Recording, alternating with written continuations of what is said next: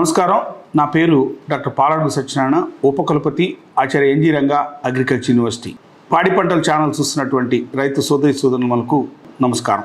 తీవ్రమైనటువంటి ఎల్నినో ప్రభావం ఉంటుంది, వర్షపాతం లోటు ఉంటుంది, పంట సాగు కూడా చాలా ఇబ్బంది పడే పరిస్థితి ఉందని మనం రైతాంగానికి దాదాపు ఏప్రిల్ ఆఖరి నుంచి కూడా ఇండియన్ మెట్రలాజికల్ డిపార్ట్మెంట్ యొక్క డేటా ఆధారంగా మనం అందరికీ తెలియజేయడం జరుగుతుంది.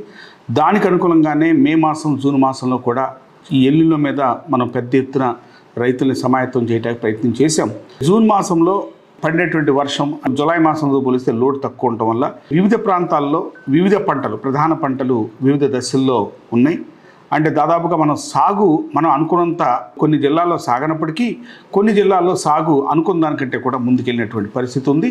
ఏదేమైనప్పటికీ ఎల్నినో ప్రభావం ముఖ్యంగా జూన్, జులై మాసంలో ఈ మన రాష్ట్రం మీద విస్తృతంగా చాలా మండలాల్లో, చాలా విలేజెస్లో తీవ్రంగా పడిన నేపథ్యంలో అటు రాయలసీమ, ఉత్తర కోస్తా అవనండి లేదా మధ్యాంధ్ర అవనండి, ఈ జిల్లాల్లో వివిధ పంటలు సాగు చేస్తున్న నేపథ్యంలో ఈ ఎల్నినో ప్రభావం ఎంత మేర ఉన్నది అన్న దాని మీద ఒక సమీక్ష చేసి వ్యవసాయ శాఖ సిబ్బంది అలాగే ఇతర ఏపీఎస్ఎన్ఎఫ్ సిబ్బంది అందరం కలిసి ఎల్నినో ప్రభావంతో ఇప్పుడున్నటువంటి పంటలు సాగు ఎలా ఉంది, దాని స్థితిగతులు ఏంటి, ఇబ్బందులు ఏం పడుతున్నారు రైతాంగం, అలాగే సాగు నీరు ఆ లభ్యత ఎలా ఉంది, త్రాగునీరు లభ్యత ఎలా ఉంది, అలాగే పశుగ్రాసం కూడా ఎలా ఉంది, అనేక అంశాలు వర్షపాతంతో ముడిపడినటువంటి సమస్య ఉన్నప్పుడు ముఖ్యంగా జులై మాసంలో తీవ్రమైనటువంటి వర్షాభావ పరిస్థితి, కొన్ని మండలాల్లో అయితే 70% లోటు ఉన్నటువంటి పరిస్థితి కూడా చూస్తున్నాం.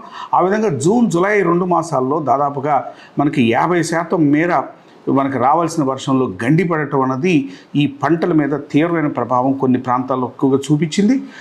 దాన్ని సమీక్ష చేయటానికే మనం ఈ విధంగా క్షేత్ర దర్శనాలు చేయటం, అక్కడ రైతులతోటి మమేకమై అక్కడ జరుగుతున్నటువంటి పంట స్థితిగతిని గమనించి తదనుగుణంగా మనం యాక్షన్ ప్లాన్, సూచనలు ఇవ్వడానికి ఒక ప్రయత్నం చేస్తున్నాం. ఆ విధంగా ఆచార్య ఎన్జీ రంగా వ్యవసాయ విద్యాలయం దాదాపుగా 668 మండలాలకు గాను 400 మంది సైంటిస్టులని, 2500 మంది స్టూడెంట్ని విస్తృతంగా మేము అన్ని మండలాలు, అన్ని ఆర్ఎస్కే లెవెల్లో తిరగమని చెప్పటం, మన శాస్త్రవేత్తలు, స్టూడెంట్స్ ముఖ్యంగా వ్యవసాయ శాఖతోటి అనుసంధానం చేసుకుని అటు వ్యవసాయ శాఖ సిబ్బంది అవనండి, ఆర్ఎస్కే సిబ్బంది అవనండి, అలాగే ఏపీసీఎన్ఎఫ్ సిబ్బంది అవనండి, వీళ్ళందరితో కూడి ఒక జాయింట్ ఫీల్డ్ విజిట్స్గా వెళుతూ రైతుల యొక్క పొలాలని పరిశీలిస్తూ అక్కడ అవగాహన చేసుకునే ప్రయత్నం చేస్తున్నాం. గతంలో మేము రాయలసీమలో కూడా తిరిగాం. రాయలసీమలో చూస్తే ప్రధానంగా కర్నూలు, నంద్యాల ఆ ప్రాంతాల్లో చూస్తే మనకు ప్రతి ఎక్కువగా సాగులో ఉంది. అలాగే దాంతోపాటు రెడ్ గ్రామ్ కానీ, గ్రౌండ్ నెట్ కానీ ఇతర పంటలు సాగులో ఉన్నప్పుడు అక్కడ కూడా తీవ్రమైన వర్షాభావ పరిస్థితులు వచ్చినప్పుడు వర్షాధారంగా పండిస్తున్నటువంటి ప్రత్తి అవనండి లేదా కంది అవనండి బాగా ఇబ్బందులు ఉందని చెప్పొచ్చు. అలాగే కొద్దిమేర నీటి ఆధారంగా ఐడి క్రాప్స్గా వేసినటువంటి ప్రత్తి బాగానే ఉంది. మే మాసంలో వేసుకున్నటువంటి ప్రత్తి కంటే జూన్ మాసంలో వేసుకున్న ప్రత్తి కొంచెం ఇబ్బందులు ఉందని చెప్పొచ్చు. ఈ విధంగా అక్కడ నేలను బట్టి బలమైన నేలలో ఒక మాదిరిగా ఉంది, అదే లేత నేలల్లో కొంచెం ఇబ్బంది పడుతున్నట్టు, లైట్ సాయిల్స్లో ఇబ్బంది పడుతున్నటువంటి పరిస్థితి కూడా రాయలసీమ ఉంది. అలాగే కొన్ని జిల్లాలు తీవ్రంగా అనావృష్టి కూడా ఉంది. అన్నమయ్య జిల్లా చూస్తే తీవ్రమైన అనావృష్టి కూడా ఉంది. అక్కడ పంట సాగు 15-20% కంటే ముందుకు వెళ్ళలేని పరిస్థితి ఉన్నది. ఈ విధంగా మొత్తం మీద చూస్తే వేరుశెనగ కూడా గణనీయమైన విస్తీర్ణం తగ్గిందిగా మనం గ్రహించడం జరిగింది. మనకు ఉమ్మడి జిల్లాలు శ్రీకాకుళం, విజయనగరం, విశాఖపట్నం ఈ జిల్లాలో చూసుకుంటే దాదాపుగా అక్కడ వరి ఎక్కువగా సాగు చేస్తూ ఉంటారు. అది అనుకున్న దానికంటే వరి సాగు ఎదజల్లు సాగు చేయటం వల్ల విస్తీర్ణం పెరిగిందని చెప్పుకోవచ్చు. కానీ ఎక్కడైతే నీటి వనరులు లేవో, ఎక్కడైతే వర్షాధారంగా ఎదజల్లి సాగు చేసినటువంటి వరి కొద్దిమేర కొన్ని ప్రాంతాల్లో ముఖ్యంగా మనకి పార్వతీపురం, మాన్యం కావనండి లేదా శ్రీకాకుళంలో కొన్ని ఏరియాస్లో ఇబ్బంది పడుతున్న పరిస్థితి ఉంది. కాలువల ద్వారా వేసినటువంటి వరి బాగానే ఉందని చెప్పుకోవాలి.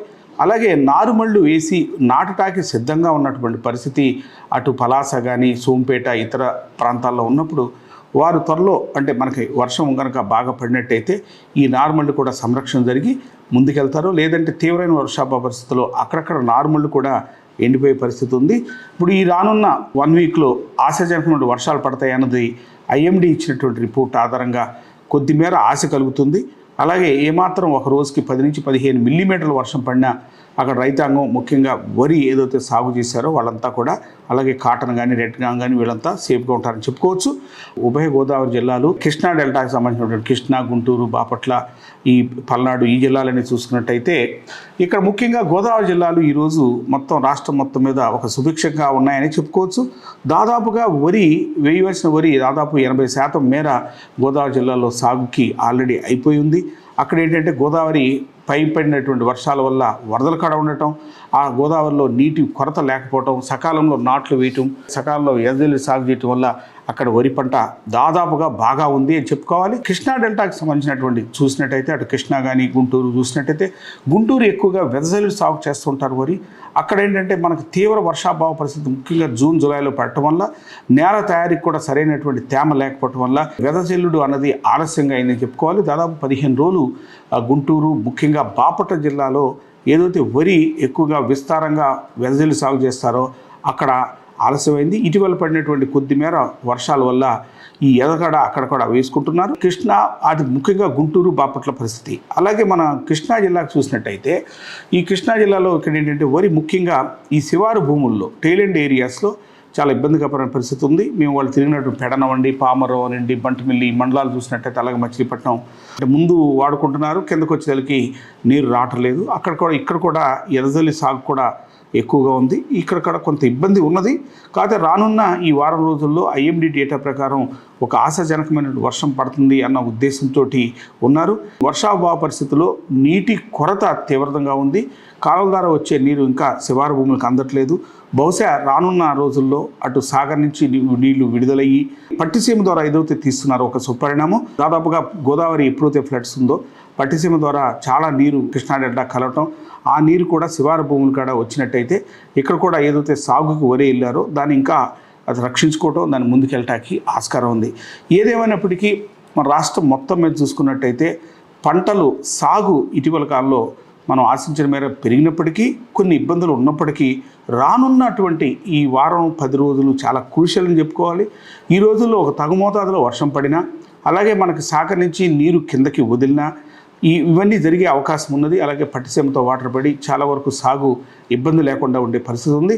గత 2 రోజుల్లో కర్నూలు ఇతర జిల్లాల్లో పడుతున్న వర్షాలు చాలా ఆశని కలిగిస్తున్నాయి. ఉదాహరణకి నిన్న చూసినట్టయితే కర్నూలు జిల్లాలో సరాసరి డిస్ట్రిక్ట్ యావరేజ్ 20 mm పడింది.